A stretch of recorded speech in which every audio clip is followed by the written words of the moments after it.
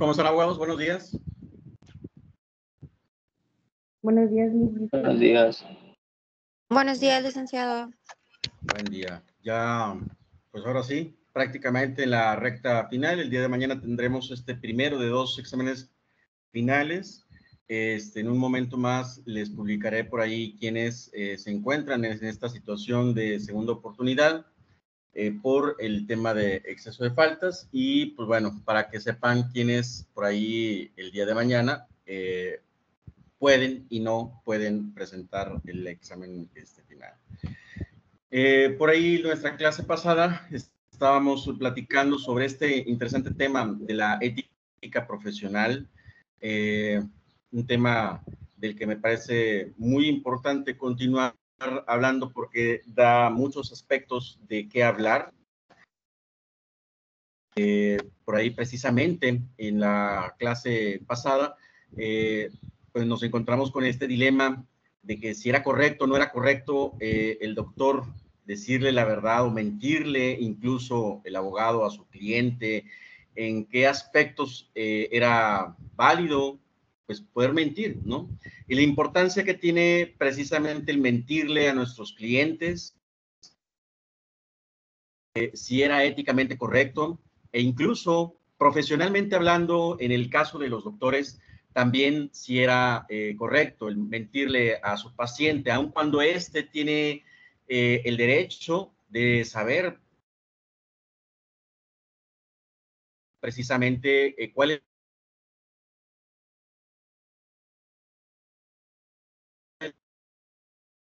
ahí en ese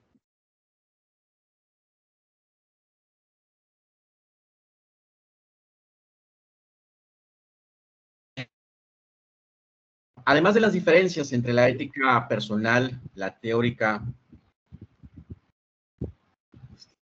entre la teórica y la personal, la profesional, pues hay otra distinción en esta área entre la ética personal, los valores, principios y normas asociados con una profesión en particular y la ética laboral, que son las reglas que rigen el comportamiento en el lugar de trabajo. Así como, por ejemplo, puede ser el caso de la ética estudiantil. Por ejemplo, los empleados tienen derecho a un lugar de trabajo seguro y la libre discriminación. Si un supervisor se da cuenta de que algunos empleados están discriminados en contra de otros empleados o acosados a otros por razón, déjenme admito los que van ingresando, o a otros acosados de género o religión, el supervisor puede destacar este problema, implementar un programa de capacitación y realizar un seguimiento con los empleados para garantizar que las medidas sean realmente efectivas. Programas de este tipo pueden mejorar el ambiente laboral y mejorar la calidad de vida de los empleados. Se considera aquí un segundo ejemplo, un supervisor, por ejemplo, le da cupones de descuento para el salón de belleza, para su pareja, a un pequeño grupo de empleados que estén bajo su autoridad, presionando así a los empleados para que se vuelvan clientes del negocio de su pareja. Esta actividad, por ejemplo, pareciera ser una violación de estos estándares que definen la ética personal o profesional, porque el supervisor está utilizando su autoridad sobre los empleados para beneficiar financieramente a su pareja. Ambos ejemplos abordan la ética en el lugar de trabajo, pero su relación, su relevancia, no se limita a ningún grupo profesional en particular. Y por ello, estas cuestiones problemáticas o problemáticamente hablando desde el punto de vista laboral, no serían analizadas como una cuestión de ética profesional, que es lo que nos concierne en este problema o en esta circunstancia, ¿no? Sin embargo, hay otra distinción posible en este ámbito entre la ética profesional y la cultural organizacional. o la forma en que la cultura y la estructura de una organización afecta en la toma de decisiones éticas. Hay áreas de la ética profesional y la cultural organizacional que se superponen especialmente en relaciones a las estructuras corporativas como las empresas para obtener recursos específicos sobre este tema. Los ponentes pueden revisar, por ejemplo, le recomiendo aquí el libro de Ethics Systems de Cultura Corporativa. También cabe destacar que algunas profesiones se rigen por normas éticas que abarcan múltiples profesiones. Por ejemplo, los profesionales que participan en investigaciones médicas o biológicas u otras áreas de investigación que involucren a sujetos humanos o animales. Están sujetos, por ejemplo, a normas éticas profesionales específicas como a un conjunto de lineamientos éticos relacionados con las conductas de la investigación en general. Este último campo se conoce como ética de la investigación y en ella se componen los comités de revisión institucional llamados IRB por sus siglas en inglés, o los comités de ética de la investigación, REC, igual, por sus siglas en inglés, ¿no? Que analizan y aprueban los proyectos de investigación si se apegan a normas establecidas con respecto a las investigaciones establecidas, pero con respecto a los temas de la ética médica y la ética de la investigación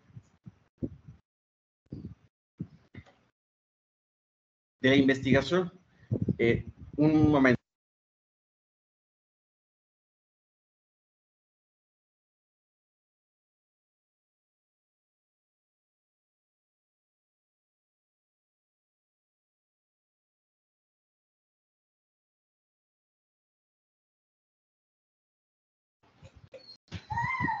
Perdón.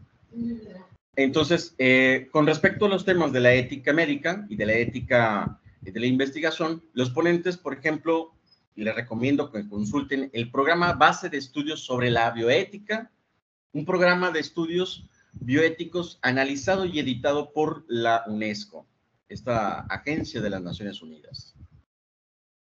La ética profesional encarna ciertos valores y los objetivos de una profesión, como la transparencia y la rendición de cuentas. Son temas tan indispensables hoy en día en un buen gobierno, y no solamente en un buen gobierno, en todos los gobiernos, en todo aspecto de la administración pública, siempre tiene que existir la transparencia y la rendición de cuentas, la prestación de servicios eficaces y la alta calidad, así como la responsabilidad ante el consumidor y el cliente, si hablamos en el caso de empresas. Pero el cumplimiento de la ética profesional protege tanto al personal individual como al honor de la profesión. Ese alto honor en el que le ponemos nosotros los más altos estándares en el ejercicio de alguna profesión o de algún trabajo. En mi caso, por ejemplo, me parece que el ser maestro, ser catedrático, conlleva las más altas responsabilidades profesionales, éticas, laborales, pero también en el ejercicio profesional de la abogacía, ¿sí? El cumplimiento de la ética profesional protege tanto al profesional individual como al honor profesional, dado que la ética profesional refleja los valores y objetivos profesionales. Algunos de sus aspectos varían significativamente de una profesión a otra. En el caso particular, yo creo que no varía mucho, tanto en el ejercicio de mi profesión como abogado, ni como en el ejercicio profesional como catedrático, desde mi muy particular punto de vista. Además de cometer y de contener los objetivos y valores propios de la profesión, la ética profesional puede también reflejar aspectos de las teorías, de las éticas, como el utilitarismo o también de las virtudes de los profesionales que deben enfocarse para alcanzar estos objetivos. La ética profesional puede incluir normas para realizar un servicio profesional que también sean exigidas en fuentes con carácter legal, como las leyes y reglamentos administrativos. Los profesionales suelen tener experiencia que va más allá de la comprensión de un no profesional. Esto significa que el cliente no puede evaluar plenamente la calidad del trabajo del profesional y deposita su confianza en él como miembro de un grupo profesional que se apega a ciertas normas, principios y valores éticos y morales. Cuando los profesionales se enfrenten a los problemas éticos, deben de guiarse por su ética profesional. Sin embargo, dado que no sería posible eliminar la ética personal de la profesional, cualquier toma de decisiones de carácter ético con un contexto profesional debe tomar en cuenta la ética personal. Esto normalmente no es problema, a menos de que la ética personal y la profesional estén en conflicto. Este tema se aborda al hablar sobre la moral del rol en la siguiente cuestión que les planteo aquí. Les comenté por ahí que en la clase pasada les iba a plantear de una situación personal. Es una situación que en lo personal me apena demasiado y que por estar en el lugar equivocado con la persona equivocada me costó mi libertad, por ejemplo. En una ocasión, hace 3 años, conviviendo con amigos,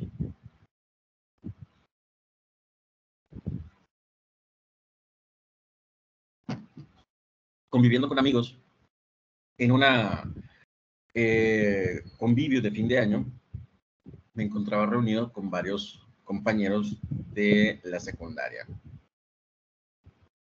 Ese día precisamente en el que se llevó a cabo el convivio, yo recibí en mi casa a un cliente quien me pagó una cantidad pues fuerte de efectivo. Ya en la noche me dispuse a trasladarme al lugar en el que nos íbamos a reunir los compañeros de la secundaria, muy cerca de la casa donde me encuentro ahorita, la casa de mis padres.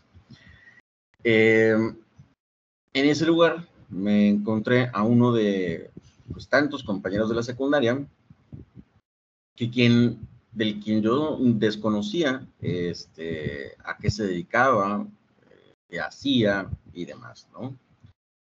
Pues como en toda reunión social, tomé alcohol, pero hasta cierto punto en el que me encontraba conscientemente y pleno de todo lo que me rodeaba y de lo que hacía y lo que decía. Por lo mismo que había yo tomado alcohol, no decidí manejar hasta mi casa, porque me encontraba pues una distancia retirada, y decidí mejor trasladarme a la casa de mis padres, en el lugar en el que me encuentro actualmente. Pues era mucho más cerca.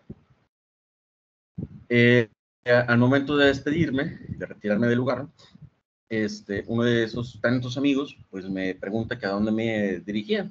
Le dije que a la casa de mis papás, y me pide un ride. Dije, sí, vente, vámonos. Me dice nada más que si le podía yo llevar cerca de la porque iba a ir a cobrar un dinero. Dije, sí, vamos. Pues ya llegamos ahí, no me desviaba mucho de la casa de mis papás. Llegamos, él se bajó, tocó, habló, ahí estuvo platicando con unas personas, y al momento en que le dimos la vuelta a la cuadra, en la parte de atrás de la cuadra, pues era una avenida, y a mí me tocaba alto. Justo cuando yo hago el alto, estaba una patrulla de Apodaca y la patrulla pues me dio el paso. Bueno, pues crucé yo la avenida y la patrulla viene detrás de nosotros. 2 cuadras más adelante, yo doy vuelta a mano izquierda y la patrulla enciende la torreta. Y yo pensé que quería el paso, ¿no? Que quería pasar a rebasarme, pero pues no, en esa calle, como era una calle angosta, pues no había cómo orillarme y que le siguiera, ¿no? De tal manera que al finalizar de esa calle era una avenida y pues ya yo salgo y pues le doy el paso a la patrulla, ¿verdad? Pensando yo que era eso lo que él quería, porque nada más encendió las luces de la torreta, no hizo una señal sonora. Y pues resulta que se me empareja y que me señala que me detenga. Ok, pues me detengo. Se bajan los policías, revisión. Ok, dígame con qué fundamento la revisión. Yo soy abogado, como ustedes saben, los policías no pueden revisarle a usted constitucionalmente hablando, hay una prohibición de esto, e incluso para que un policía, una patrulla los detenga arbitrariamente, como fue la ocasión que me pasó a mí, debe de cumplir ciertas características, que el vehículo en el cual yo me desplacé, incluso yo, me parezca a un delincuente que recientemente acaba de cometer un hecho delictivo, o que el carro en el que se desplaza esa persona de la que se presume el delincuente se desplaza, pues cumpla con las características. Me identifiqué, ¿sí? Aquí está mi tarjeta de circulación, aquí está mi licencia, aquí está mi placa como servidor público, como miembro del Ejército Mexicano que soy, ¿sí? Y pues ya casi al finalizar, cuando nos iban a dejar pasar, le dicen a mi amigo, a mi compañero, quítese usted, ¿trae usted identificación? No, pues no trae identificación, le dice, quítese el cubrebocas. Y en eso que le dicen, quítese el cubrebocas, fue el momento más tenso y en el que vi correr yo, a partir de ese momento, mi vida. Y cómo, por ejemplo, aquí el ejercicio profesional, más adelante, se pone en riesgo la ética personal y profesional. En ese instante, nos rodearon de policías, nos bajaron a punta de pistola del carro, me lanzaron al piso, a mi amigo lo golpearon, no digo que a mí también me golpearon, pero a mi amigo lo esposaron con los pies y los brazos hacia atrás, lo aventaron debajo del asiento de la patrulla en la parte de la caja. Era un 24 de febrero, no miento, era un 19 de febrero, 19 de diciembre, perdón. Y nos llevan detenidos, esto fue a 2 cuadras de la casa de mis papás, aquí en Apodaca. Y nos llevan detenidos a una estación de policía, aquí cerca, nos interrogan, nos golpean, no creían que yo era soldado. Ya después ahí nos llevan al centro de Apodaca y en el camino nos detienen, se detienen en un monte, en una terracería, nos bajan de la patrulla y por un instante yo pensé que en ese momento nos iban a matar. Yo no sabía que mi amigo se dedicaba a vender droga. Y nos bajaron de la patrulla y nos seguían preguntando cosas, de las cuales pues obviamente yo desconocía.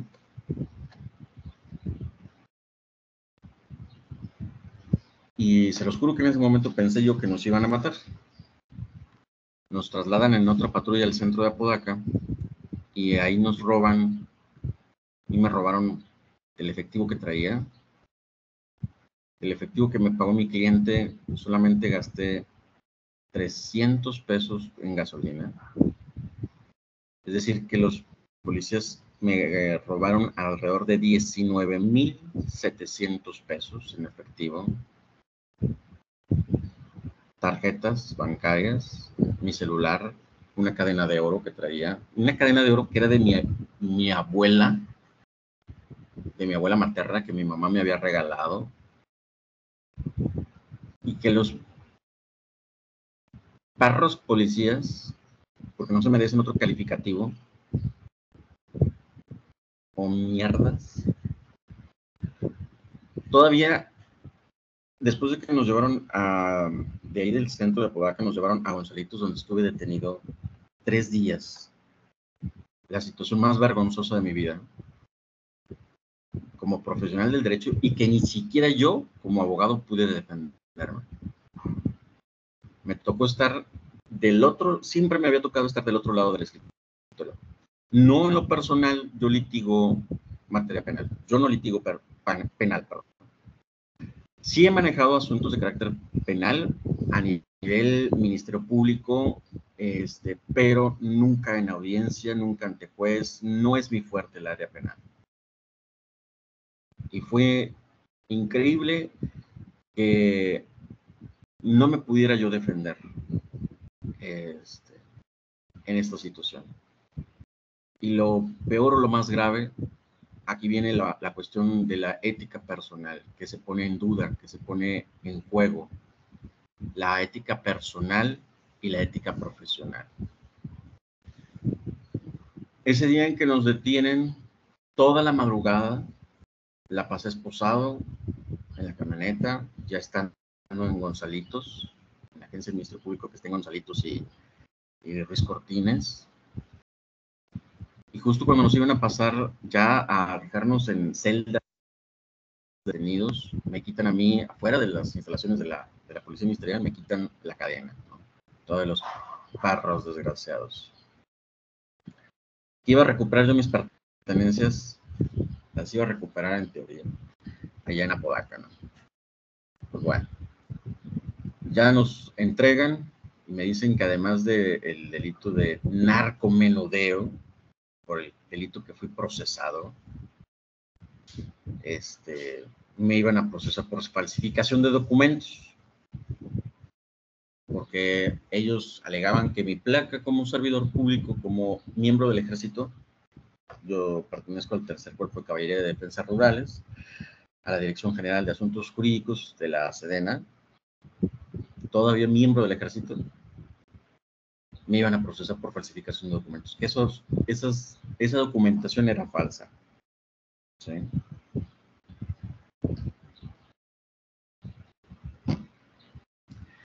Y por último, pues ya nos entregan la vergüenza de mi vida. ¿Qué se imaginan ustedes como abogado? ¿Ante quién o por qué la vergüenza? ¿Por qué tenía yo ese miedo irracional al momento en que nos entregaron ahí en el Ministerio Público? ¿Ustedes qué se imaginan, abogados?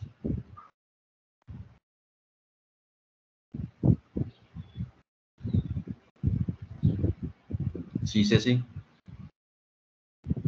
Porque no se pudo defender tal cual, o sea, como usted menciona, siempre había estado del otro lado y esta vez le tocó estar pues del lado donde pues tiene que defender a la persona, entonces no se pudo defender y pues me imagino que fue impotencia no poder defenderse y pues que tuvo que soportar todo lo que le pasó.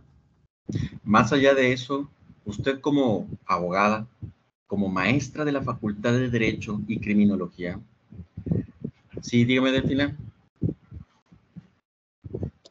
No, y además que fueron pues actos pues de tortura los que pasaron ustedes, no solo eso, o sea, un uso excesivo de la fuerza, pues vulnerado todos sus derechos ahí y pues uno se siente muy indefenso, ya cuando estás privado de tu libertad, estás en una completa indefensión que ni siquiera les dieron tiempo de llamar a alguien, de comunicarse y más que saber que bueno, al menos en su caso, era inocente y estoy aquí por una mala situación o porque la vida, o sea, me puso en este momento cuando pues no la debo ni la temo. Es correcto. Pero más allá de eso, déjenme les digo, muchachos, que ustedes, imagínense siendo ustedes abogados, abogadas y maestras de la Facultad de Derecho. ¿Por qué la vergüenza? ¿Por qué ese temor? Porque ustedes como maestros de la facultad se van a encontrar a ministerios públicos que también son maestros de la facultad, a jueces que son maestros de la facultad, a alumnos que son maestros de la facultad o que son alumnos de la facultad. Para mi vergüenza y desgracia, y bajo el nivel de voz porque estoy en la casa de mi mamá, aunque mi mamá sabe que pasé por esa situación, me encontré al que fue mi exalumno, fue mi mano derecha en oficina por muchos años, un exalumno. Me lo encontré y a quien además yo le di una carta de recomendación personal para que él estuviera trabajando en el Ministerio Público. Ahí en el Ministerio Público en Gonzalitos. 3 días pasé encerrado, la peor experiencia de mi vida, ¿sí? Tratando de comunicarme los primeros 2 días hasta que ya logré finalmente comunicarme con alguien y pues pedir la asistencia legal, ¿no? Ya el tercer día, prácticamente cuarto,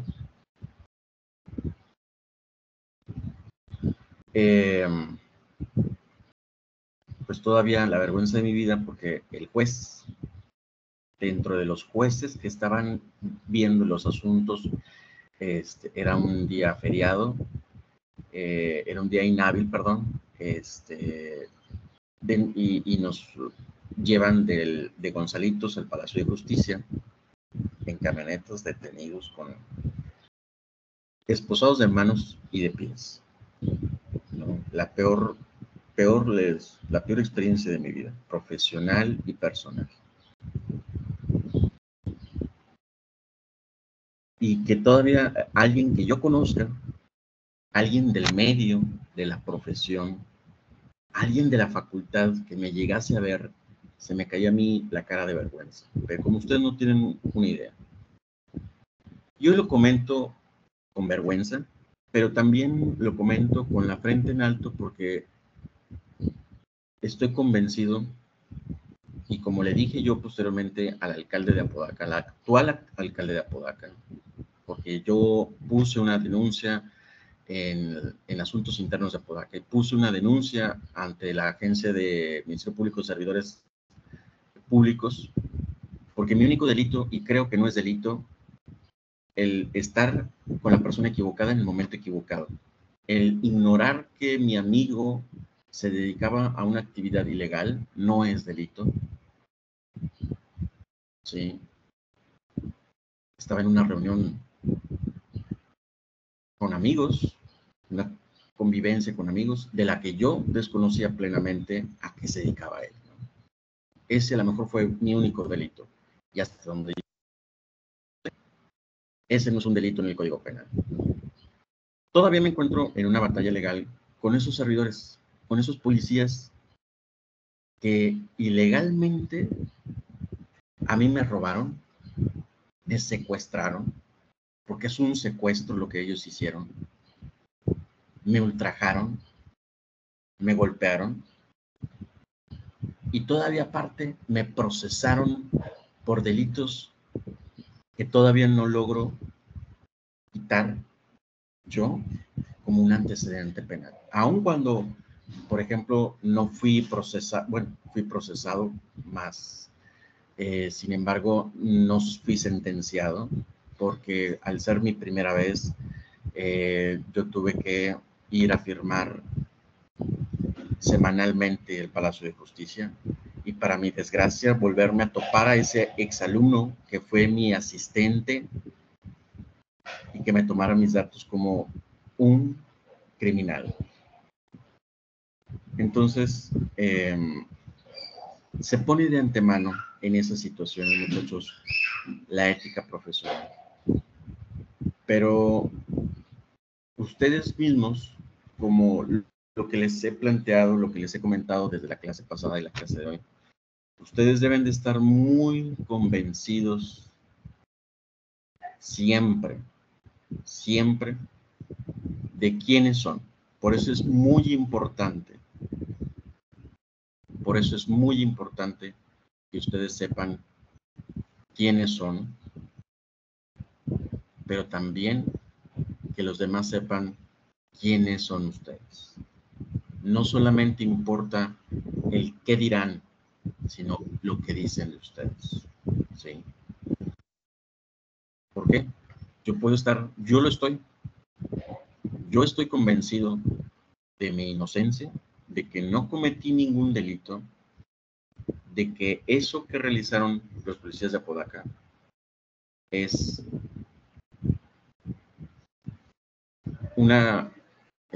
pues que simplemente me tocó estar en el lugar equivocado con la persona equivocada, en el momento equivocado.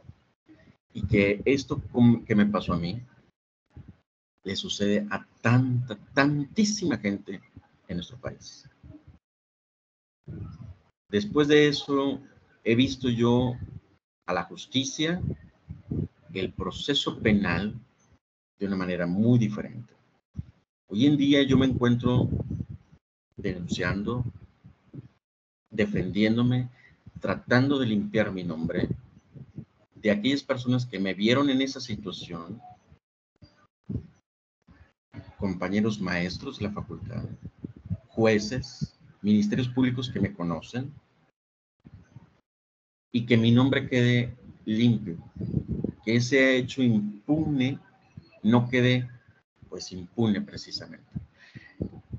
Nunca se dejen, muchachos, intimidar por la autoridad, porque ustedes y solamente ustedes, con ayuda de la justicia y del derecho, saldrán avantes. Ustedes y la verdad podrán hacerse justicia a ustedes mismos. Hoy en día estoy pleno, me da vergüenza, me da pena hasta cierto punto, ¿sí? Por el momento y la situación en la que yo pasé. Espero y nadie de ustedes lo pase. Y que nunca les dé pena pedir ayuda a quien sea. Si ustedes son inocentes, siempre tengan en alto su verdad, que sea la única verdad. ¿Sí? Tenía pena hasta de pedir ayuda. ¿Pero por qué la voy a tener? Si yo realmente soy inocente. Si desde que el que te tomó las huellas digitales me conocía. El que te tomaba las fotos con la placa era un alumno de la facultad. Se me caía la cara de vergüenza, muchachos. Pero esto que les comento es una experiencia personal a la que no se las deseo, pero que muy seguramente en el ejercicio de nuestra profesión, muchos abogados incluso, su contraparte, han hecho triquiñuelas para poder salirse con la suya y ponerles trabas en el juicio de su cliente. Ustedes salen manchados, ¿sí? Son parte de ese daño colateral. Por ahí en la clase anterior, incluso cuando estuvimos ustedes exponiendo el tema de la ética personal, les comentaba cuáles son algunas partes de este decálogo del abogado, ¿no? El respeto con mi contrincante, aun cuando no me lo tenga. Hoy en día realmente es muy pocas las personas que tienen ese grado de respeto, de dignidad. Yo siempre que doy la clase de filosofía y en general a todos mis alumnos, trato que sean lo más honestos posible en el ejercicio y en el desempeño profesional. No sean abogados del montón, abogados. No sean abogados cualquiera. No sean abogados corrientes. ¿Sí? Gánense ustedes el respeto de su contraparte, del cliente, de su contraparte y de su propio cliente por trabajar íntegramente. Que su persona y su profesión, de la cual no pueden despegarse, están unidos. Jamás se ponga en duda. Y es entonces cuando ustedes se encuentren en alguna de estas situaciones, van a saber ese tipo de personas, cuando los vean, que ustedes son inocentes. Y jamás su integridad profesional, personal, va a ponerse en duda, va a ponerse en entredicho. Siempre, abogados, ríjanse por la rectitud, por lo más propio, por sus valores, que esos valores en su vida personal sean los mismos de su vida profesional. Y el día de mañana que alguien se atreva a decir un chisme o algo que es cierto y que les mancha, que salieron manchados en esa situación, cuando lo comunique, cuando lo diga con mala fe, cuando lo diga con malas intenciones, quien lo escuche diga, por favor, no estás hablando del maestro Garza Aramburu, no es la persona que yo conozco, jamás en la vida haría eso. Cuando diga Romina, Delfina, Gatica, Carranza, Adrián, etcétera, no estás hablando de la persona que yo conozco. Esas personas, imposible, jamás en la vida harían una situación de esas. Cuando se encuentran ustedes en una situación como la que les acabo de comentar, su persona se desmorona.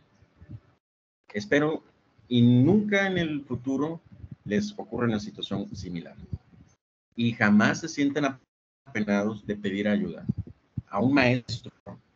Créanme, en lo particular, si el día de mañana, aun cuando yo les admito no ser experto en el derecho penal, trataré, claro que si me piden la ayuda, con mucho gusto brindaré mi asistencia hasta donde me sea posible.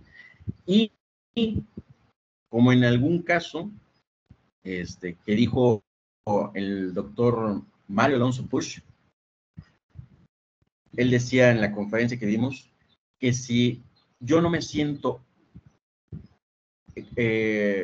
confiado o que si no puedo hacer yo una operación, buscaré quien trate de hacerla mejor, quien la haga mejor que yo. Entonces cuenten con ello, que si el día de mañana me buscan mi ayuda, mi asistencia, cuenten con ella.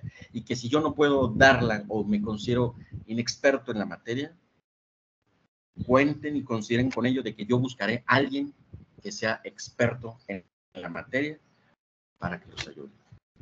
Porque sé lo que se pasa, sé lo que se sufre, sé lo que se siente estar y pasar por esa situación tan lamentable, tan vergonzosa. Y no dejen impune un caso así como ese. Traten siempre de vivir su vida, muchachos, en rectitud. Y que esta no varíe de su vida personal y su vida profesional, que sea la misma. Con eso yo culmino mi materia. Con eso termino la clase. Espero realmente que quede algo de experiencia, algo de aprendizaje para ustedes. Espero verlos el próximo semestre en la materia de Derecho Energético, que es de las materias que doy al final de la carrera. Entonces, pues espero algo les haya quedado de aprendizaje. ¿Sí, mande, Jair? Anoli se picó solo, perdón. Ok. Bueno, entonces, muchachos, me quedo con el registro de asistencia de la aplicación y nos vemos el día de mañana en el primero de 2 exámenes parciales finales que tenemos. Un gusto conocerlos, un gusto tratarlos, un gusto ser privilegio que me hayan permitido ser su maestro y nos vemos en otra ocasión. Espero también tratarlos en persona y cuenten con su servidor como su maestro y amigo. Un verdadero placer. Muchas gracias, muchachos. Hasta luego. Gracias, Lick. Gracias, Lick. Gracias, Gracias, Lick. Lick. Hasta luego.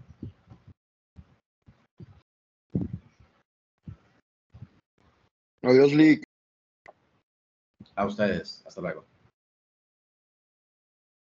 Muchas gracias.